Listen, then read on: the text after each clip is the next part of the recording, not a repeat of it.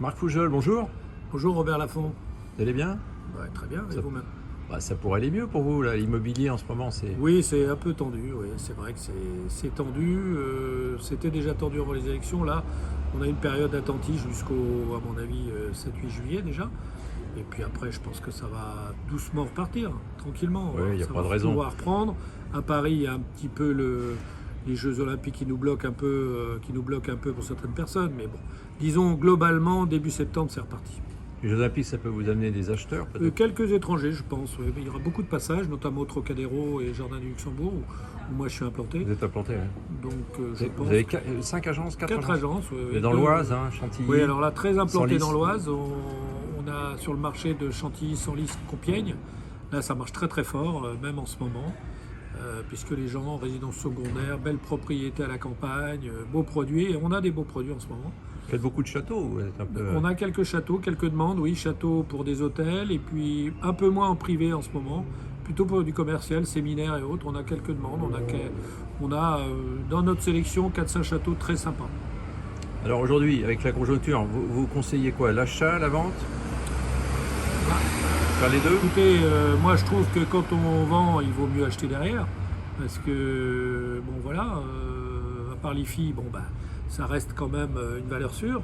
Donc moi je pense que les projets de vente, à un moment donné, il faut gérer son patrimoine de cette manière-là. C'est-à-dire qu'il faut vendre et puis racheter dans des secteurs cotés, parce qu'il y a certains secteurs qui ont bougé et qui sont devenus bons maintenant. Quels sont ces secteurs qui sont devenus bons? À Paris, il y a certains arrondissements maintenant qui sont très bons. Je ne parle pas de l'Ouest parisien. Bien évidemment qu'il reste toujours des secteurs top, où, que ce soit en investissement, que ce soit en résidence principale ou secondaire. Et puis après, il y a toute la partie où nous sommes très implantés, toute la partie 7e, 6e, 5e.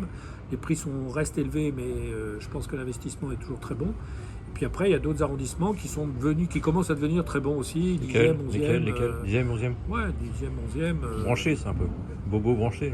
Bobo branché, voilà, comme vous dites, 9e, qui est devenu très cher. Et moi, je trouve trop cher d'ailleurs par rapport à l'environnement. Et le 16e, qui a toujours été un quartier UP, ça reste. Ça reste stabilisé? Ouais, très bien. Très très bien. Le 16e, soit 16e Nord, 16e Sud. Un certain type de clientèle veut la 16e Nord, toute la clientèle étrangère et autres. Et puis le 16e Sud, on est c'est plus familial, les villas avec jardin, les choses, c'est plus boisé, c'est plus... voilà. Et Île-de-France? Très bon. Très très bon. Alors, l'Ouest, oui, moi, je connais moins. Par contre, 40 km de Paris, là, on est sur des secteurs Senlis, Chantilly, Trécoté, Montfort-l'Amaury et Fontainebleau. Voilà. Chantilly, très très bien. Très bien, de mieux en mieux. Comment ça se fait? C'est Roissy, ça? C'est Charles de Gaulle, donc... Roissy, Charles de Gaulle, avec voilà, la nouvelle navette, là. Accès très rapide, nouvelle navette, Chantilly, Roissy direct, et dans quelques temps, et Roissy, Gare de l'Est aussi en 2026, je crois. Donc c'est quand même des très bons arguments. D'accord. Les taux d'intérêt? Les taux d'intérêt, globalement, bon, ils sont stables. Là, il y a eu un petit sursaut de 0,25, mais il n'y a pas grand-chose. Je pense que c'est assez stabilisé, mais il ne faut pas s'arrêter avec ça. Soit le PIBOR, que ce soit en achat variable ou pas, il faut y aller. C'est pas tellement ça qui doit vous arrêter d'acheter quelque chose aujourd'hui. Vous dites qu'il faut toujours acheter. Moi, je dis qu'il faut toujours acheter. En immobilier, il faut toujours acheter. Il faut toujours avoir un stock immobilier, parce que c'est la meilleure façon de ne pas perdre d'argent. Tout au moins des grands clashs, il n'y en a pas eu. Alors que la bourse et autres, des fois ça va de pair, mais pas toujours. Il y a des gros à-coups, beaucoup plus erratiques, beaucoup plus erratiques la bourse que l'immobilier. L'immobilier est toujours stable d'une certaine manière. Bien évidemment. Il y a une valeur pierre qui reste. Ouais, Marc Foujol, alors bon là on a 2 jours des législatives suite à cette dissolution. Alors évidemment il y a des programmes plus ou moins inquiétants. Et les filles pour vous ça serait une catastrophe parce que... Écoutez, oui, ça, je pense que je vous fin de la apprends flat rien. tax, fin de la flat tax. Je vous apprends rien. Je vous apprends rien.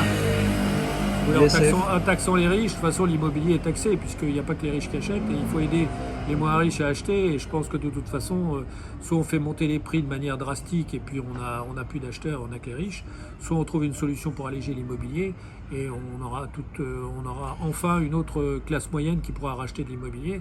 notamment à Paris, en Île-de-France, et qui ne sera pas obligé d'acheter dans les campagnes, dans la Creuse, ou là, voilà. Ou dans l'autre. L'augmentation autoritaire du SMIC est aussi pas une bonne chose pour les agences immobilières, parce que là vous allez tout de suite avoir un énorme surcoût. Je vois pas l'intérêt. Et puis déjà, c'est nos entreprises qui vont prendre un coup. Déjà qu'on a du mal. Aujourd'hui, il faut essayer d'améliorer la marge. Donc la marge, c'est les coûts. C'est les charges. C'est comme l'immobilier. Moi, je trouve que les frais de notaire sont bien sûr un obstacle. Les taxes d'enregistrement, c'est bien trop élevé. Je pense qu'il faudrait fluidifier le marché de cette manière-là. Rassemblement national propose de supprimer l'IFI. Ça, c'est plutôt une chose qui vous convient. Écoutez, parce que l'IFI, c'est un gros problème. Oui, c'est un vrai sujet. Ouais. C'est un vrai sujet pour les investisseurs, un vrai sujet. Ça limite. Ça limite beaucoup. Et ça freine. Complètement. Vous pensez que s'il y avait une suppression de l'IFI, comme le propose Jordan Bardella, ça pourrait... Ça, certainement que ça va faire revenir certains investisseurs qui en sont partis parce que trop taxés. Après, je pense que s'ils le remplacent, c'est pour peut-être remettre les SF ou autre chose. Je ne sais pas. Un impôt sur la fortune financière. C'est le programme de...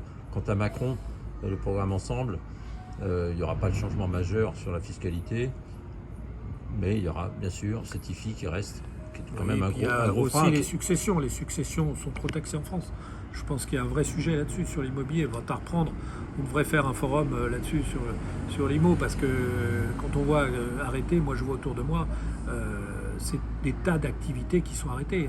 Que ce soit les entreprises de bâtiments, que ce soit les architectes, que ce soit les agences, les diagnostiqueurs, les notaires, tout le monde souffre. Alors que la finance, oui, bien sûr, mais voilà, ça ne fait pas travailler autant à part les banques que nous. Mais les banques nous supplient. La finance, c'est important parce qu'il n'y a pas d'industrie sans finance. Non, mais je comprends. C'est très important. Ouais. Mais je veux dire, l'immobilier, il faut le fluidifier et moins le taxer pour qu'il soit plus liquide. En plus, cet impôt financier, l'impôt sur la fortune immobilière est unique en Europe. Je crois qu'il n'y a quasiment aucun autre pays qui a mis en place ce type de choses. Mais Macron, ça n'a pas l'air de l'intéresser, je pense, l'immobilier, c'est dommage. Alors que ça intéresse tout le monde. Macron, il a fait de bonnes choses sur la flat tax, en maintenant la flat tax à 30%. Voilà. Mais c'est vrai que sur l'immigration, sur l'insécurité, il a été totalement absent et à mon avis, il le paye très cher avec ses régionales, ses législatives.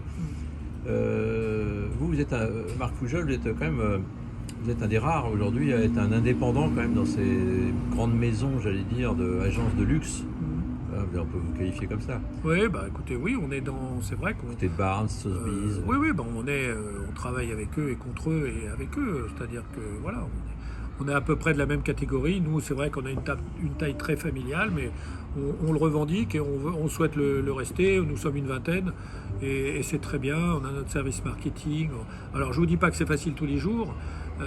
Peut-être un partenaire, peut-être trouver un partenaire, pourquoi pas. Partenaire plus gros ou complémentaire, qui vous apporte autre chose, qui vous apporte des services. Voilà, on est très bon sur le terrain, on est très bon en plein de choses, en design, en expertise. On a des pros qui travaillent depuis 10 ans avec nous.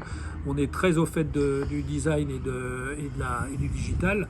Et je pense que, en effet, si on pouvait s'associer ou se faire encadrer avec un groupe ou je sais pas, c'est qu'une idée à creuser pour continuer notre stratégie de luxe. Vous êtes ouvert en fait. Vous êtes ouvert. Très ouvert.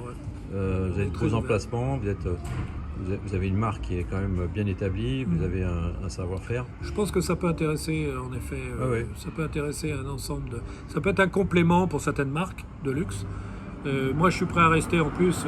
J'ai pas l'intention d'arrêter mon activité. J'adore ce que je fais, je suis un homme de terrain, je suis un homme d'expertise, je suis un homme de développement aussi, j'adore le développement, j'adore les nouveaux projets, j'adore les nouvelles technologies et je pense qu'aujourd'hui on n'a pas... Voilà, c'est le secret de notre réussite. Oui, et puis le réseau, et voilà. Donc on a tout ça, il nous manque un peu peut-être une structure un peu plus lourde derrière à nous encadrer. Vous êtes assez confiant quand même sur le marché, c'est bien. Le marché immobilier, c'est assez rassurant malgré tout. Dans une conjoncture difficile, vous dites que l'immobilier restera toujours une valeur sûre, quels que soient les à-coups de la conjoncture. Dans les secteurs où nous sommes, j'ai pas de crainte. Ouais. D'accord. Marc, merci. Alors, et puis, bravo pour votre parcours, parce que je rappelle quand même que vous avez lancé cette affaire de zéro. De zéro, on a commencé une trentaine d'années de zéro, en effet, en rachetant une première petite boîte. Et puis on a développé, on a historiquement commencé notre activité à Chantilly, qui est une ville de plus en plus belle, et de plus en plus Comment ça attirante. se fait ça? Bah parce que c'est bien géré, parce que c'est très luxe, c'est très voilà, c'est très pratique, très bien habité. Le château, il y a des voilà. hôtels nouveaux qui sont Il y a installés. de beaux hôtels. La GACAN qui a investi sur Oui, l'hôtel. puis là. on a un 5 étoiles là qui ouvre Ah bon intercontinental, oui. Qui ouvre un très très beau château 5 étoiles Palace, Ah oui. qui va ouvrir là cet été. Chantilly devient un peu un écrin du, Ouais, du, voilà. du- de l'art de L'accès ville. à Roissy est topissime. Ouais. Il y a la nouvelle Les navette. lignes, le TGV, les magasins, les commerces de bouche sont extraordinaires. On trouve des marchés. Non, Un art de ville, je suis quoi. très fier de ça et on ne souhaiterait jamais le quitter. Et puis Paris est très complémentaire à notre activité, notamment tous les arrondissements. Bien sûr, nous sommes très spécialistes, 16e, 6e, 7e, 8e, voilà, c'est nos demandes à 80%, c'est nos secteurs, parce que c'est notre clientèle. Là, on a rendez-vous demain avec des gens de Singapour qui sont venus pour la Fashion Week et, voilà, et qui veulent investir un pied-à-terre de luxe. Bon, bah, on lui montre 5 appartements, on a du stock, on a de très belles choses à vendre, du meublé, tout meublé. C'est quoi le plus beau dossier que vous avez aujourd'hui? On a un château appartement rue François 1er, Ah oui. 600 mètres carrés, extraordinaire. Ah oui, là, Meublé vendu tel que... 600 mètres carrés. Alors ouais. là, C'est deux appartements réunis, mais c'est extraordinaire. 600 mètres carrés rue François 1er, la rue où il y avait Europe 1 avant. Voilà. Et oui, alors là, c'est des prix à plusieurs dizaines de millions d'euros. Là. Oui, Ouais. oui, mais c'est un peu plus de 20, mais ça les vaut largement, c'est sublime. Ouais. C'est sublime, Bon, bah, tout est fait pour voilà, quelqu'un qui a les moyens, il veut s'offrir un vrai grand pied-à-terre extraordinaire. Ouais, il y a dans un- tous les avantages, la vue. Ouais, le calme. C'est assez calme, hein, la rue François 1er. Très bien. C'est assez calme hein, par Très, très rapport bien. à ce quartier grouillonnant Voilà. des Champs-Élysées. Ok Marc, bah, écoutez, il suffit de regarder votre site et puis on sait que vous êtes à l'affût de toutes les opportunités. En tout cas, merci pour ces conseils précieux. Et puis on vous dit à très bientôt. Vous êtes un fidèle maintenant de Ouais. notre... D'entreprendre, absolument. Ouais. Merci Robert Laffont. Merci Toujours Marc. un plaisir. Bah écoutez, plaisir partagé en direct de Vin et Marais, 16e arrondissement. Je vous fais pas déplacer dans des bons lieux, pas très chics, hein, Marc. Vous êtes habitué au luxe. Merci. À bientôt.